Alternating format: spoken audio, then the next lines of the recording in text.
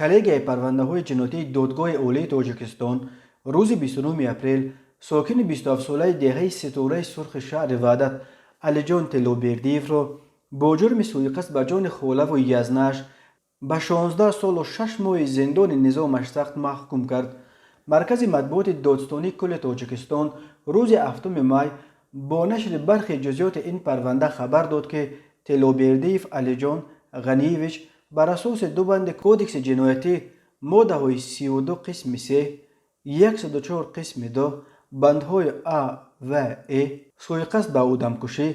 و 147 قسم 1 ویران نمودن دخل ناپذیری منزل گناهکار دانسته شد. بر اساس فرضیه تفتیشات تلوبردیف با سبب داشتن خصومت شخصی نسبت خاله 48 سالش یلداش و رحیم خان مومنجانова وابسته به تقسیم مبلغ فروش خانه از مادرکلانشان میراث مانده که بحث خویش و تبار بر سر 28,000 دلار پول آن خانه بوده است،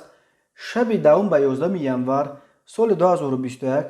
تخمینا ساعت 3:20 از خانهش واقع در شهر وحدت جماعت دهات اسماعیلوف دهه ستاره سرخ ماشین کرا کرده به خانه خالش یلداش و واقع در نویه رودکی جماعت دهات چارگلتپه دهه کوکتاش رفته است. از بس که در آن ساعت شب دروازه خانه بسته شد، علی جان از بالای دیوار وارد اولی شده است. در همین حالت پسر خالش پیرمقلف عبدالرشید و همسر او محمد صادق و نزاکت بیدار شده علی جان تلوبردیف را دستگیر کردند و او مقصد برای کشتن خاله و یزنه‌اش را نوابسته از ارادهش به آخر رسانیدن نتوانسته است.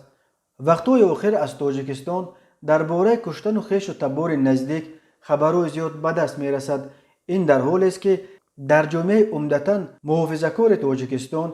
که به ارزش‌های عائلوی سخت پایبند بود، حتی دست برداشتن به سوی خویشاوندان به ویژه خویش و تبار به سن و سال بزرگتر همچون یک عمل ننگین محکوم می شود. وزارت کارهای داخلی تاجیکستان قبلا در یک گزارش ویدیویی